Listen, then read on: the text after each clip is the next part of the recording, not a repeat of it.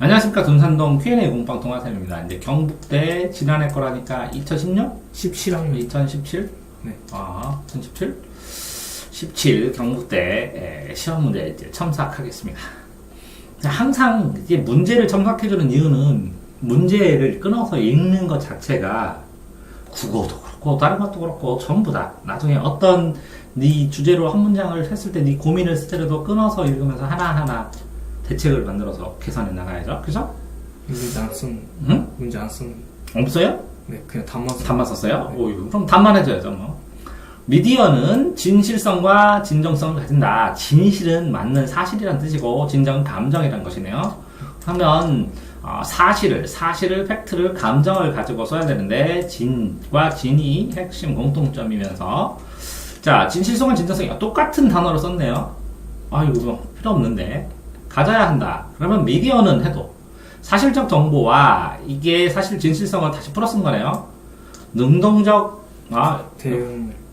대응을 가능케 한다. 그러면 사실적 정보는 능동적으로 대응하게 한다는 거네. 하지만 진실성은 전문 의견에 의존하고 전파하는 과정에서 위험을 확대 재생산할 수도 있다. 그럼 긍정적과 부정적인 거를 두 개를 썼네. 근데 진실성은 썼는데 진정성을 왜 안 써요? 사반 플러스에서 진실성은 미디어는 진실성과 진정성을 가져야 한다 아니라 가진다. 한 다음에 진실성은 사실적 정보로 능동적으로 대응하고, 진정성은 그것을 진실 그제? 그것을 사람들에게 전파하는데 촉매제 역할을 한다. 이 정도로 쓴다면, 그죠? 하지만 진실성은 전문 의견에 의존했을 때 전파하는 과정에 오류도 확대 재생산하게 되고, 그러면 진정성 자체가 훼손되면서, 그죠? 진정성이 극단적인 포퓰리즘으로 흐를 수 있다. 이렇게 쓰면 됩니다. 자기 말을 쓰면서 A와 B가 있는데 A는 잘 쓰고 B는 하나도 왜 안 쓰냐는 얘기지. 쓸 때는 다 신경 썼는데 맨날 찾아? 이거 알았지. 그죠? 네. 그 10점 만점에 7점이죠. 20점짜리. 3점 안 썼으니까. 그럼 곱하기 2를 하든지. 네. 그럼 6점 깎였네요. 자, 비만이, 이거는 안 쳐도 됩니다. 다른 편은. 너무 흔한 거니까. 생활습관병으로 이것도 안 쳐도 됩니다. 너무 당연한 거니까. 그 논란이 되는 것들은 치는 게 좋습니다. 이렇게. 그죠? 그러니까 이 전문 의견 자체가 여기에서 다운표 친 이유는 위험하다, 잘못된 의견일 수도 있다는 게 포함됐기 때문에 딱 치는 거예요. 이해되세요? 네. 이게 여기 있는 다운표를 다 안 쳤어도 이게 흐름에서는 별 상관이 없어요. 그러니까 이 다운표를 치는 이유는 이게 논란이 될 만한 두 가지로 해석을 할 수 있다는 거라는 의미가 강하고, 핵심은 이게 초점이다라는 걸 강조하고 싶을 때라든가, 그럴 때 치는 거지. 일반적일 때는 좀 너무 많이 치면 좀 지저분해 보입니다.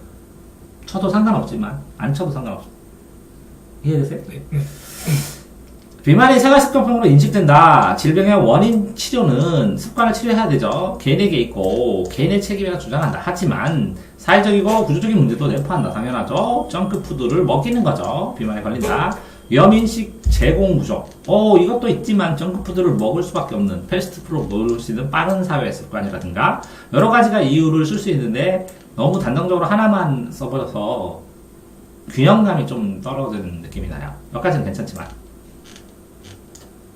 이해됐나요? 그러면 정크푸드를 사 먹을 수밖에 없는 개인의 가난, 이 개인의 책임이냐? 개인의 책임일 수도 있지만 사회구조의 책임일 수도 있다. 그죠? 빠르게 하는 것들, 그죠? 슬로푸드를 먹을 수 없는 사회구조도 되니까. 그러니까 이제 어느 한 분야에 대해서 이렇게 잘 흐름으로 해놨는데, 그죠? 그런데 여기에서 개인에게도 있을 수 있지만 사회도 있다. 사회 구조문제라고 생각하는 거죠. 그죠? 네.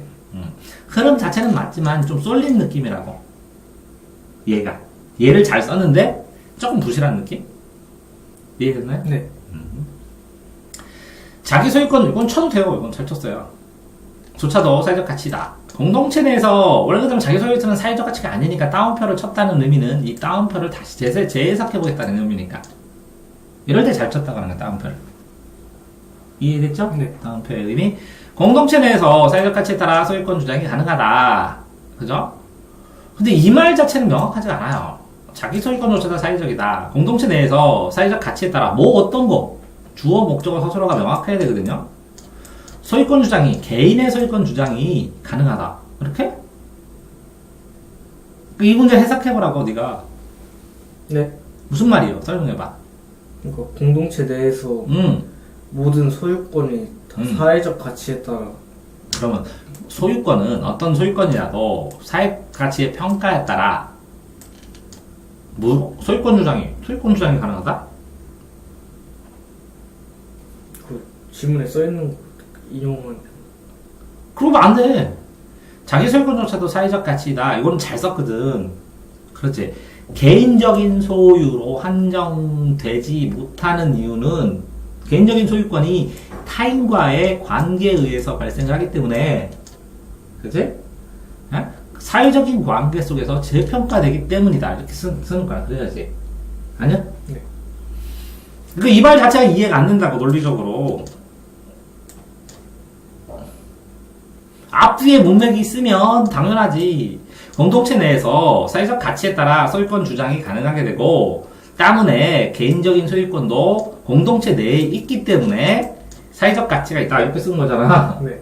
생략해버렸잖아, 문장을. 너는 머릿속에서 알지. 내용은 그렇게 나왔지. 근데 여기에는 그렇게 쓴 게 아니라고, 이것만 보면. 그러니까 이 중간 문장만 쓴 거라고.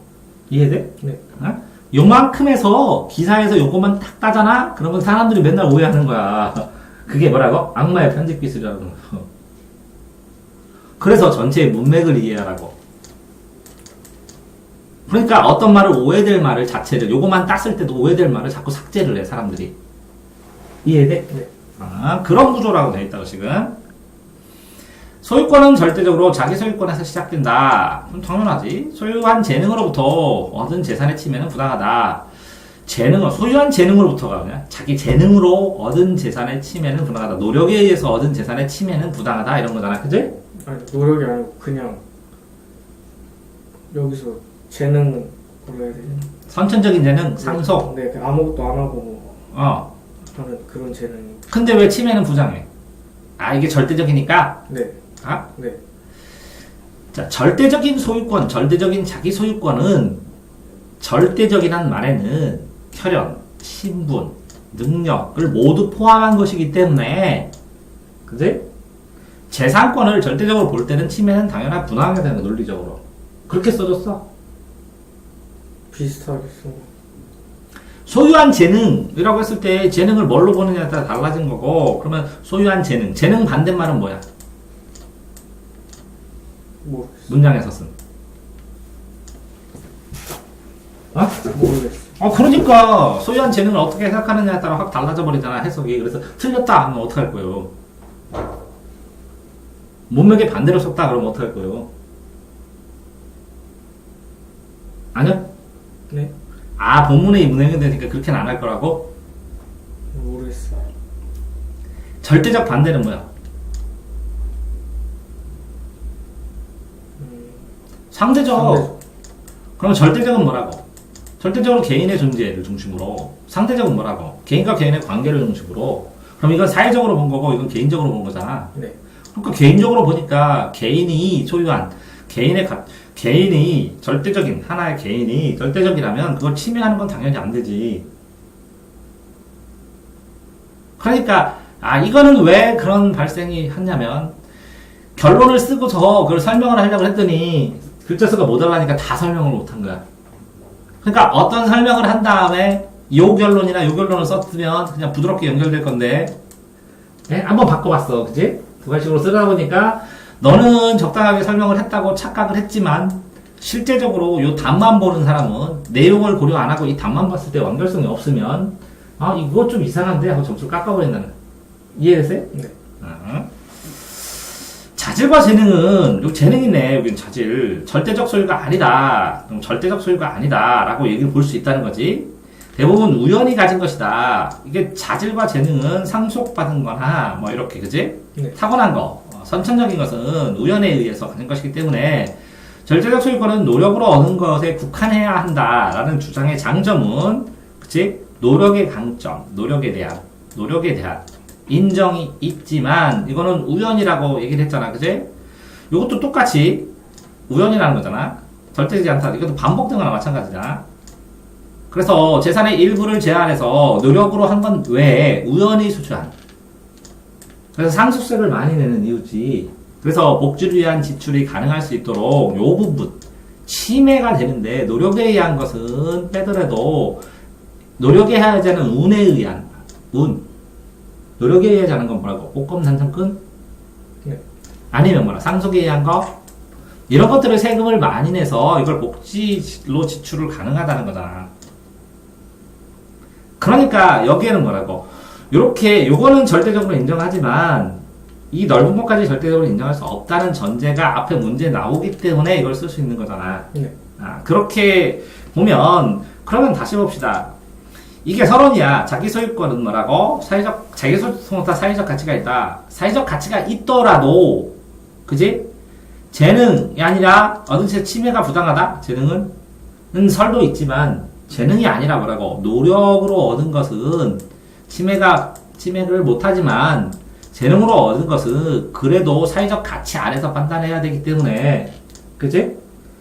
그렇게 절대적 소유가 아니라는 거지. 자질과 재능은 우연이기 때문에 그렇기 때문에 그 부분 우연히 발생하는 부분은 이렇게 일부 제한할 수 있지만 그치? 노력으로 해야 하는 것은 제한하지 말아야 되는데 실제로 지금 거꾸로 돼 있지. 노력해갖고 열심히 하면 노동해서 세금 풀렁 뛰는데 상속에 대한 것은 편법으로 돼가지고 그치?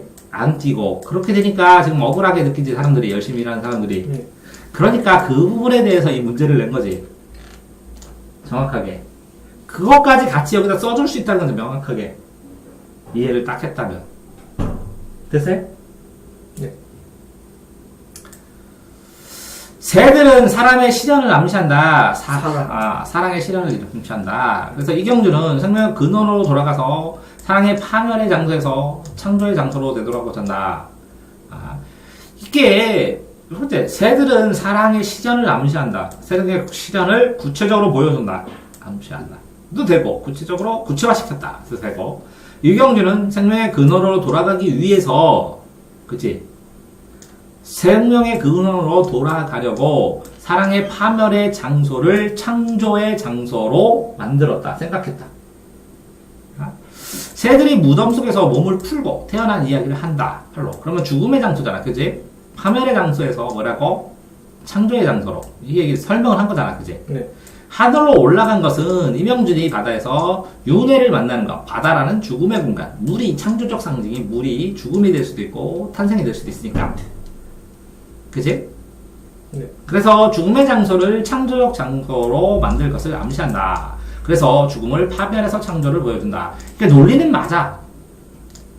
이게 명쾌하게 딱 인식되게 써져야 되는데 설명을 이렇게 문장으로 하느라고 그치? 그러면 차라리 이거에서 화살표 이것으로처럼 해도 상관없을 텐데 주관식이라 문장으로 완벽하게 쓰는 것도 있지만 어쨌든 저 내용은 됐고 유토피아를 상실했다. 새들이 날아간 것을 사랑으로 인식하고 각시라 표현한 것 속에 못 잊고 고운 각시되는 표현을 통해 죽기 전에 환상을 보았다.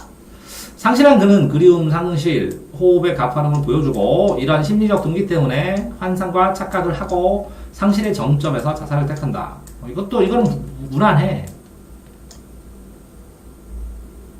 요 부분이 좋고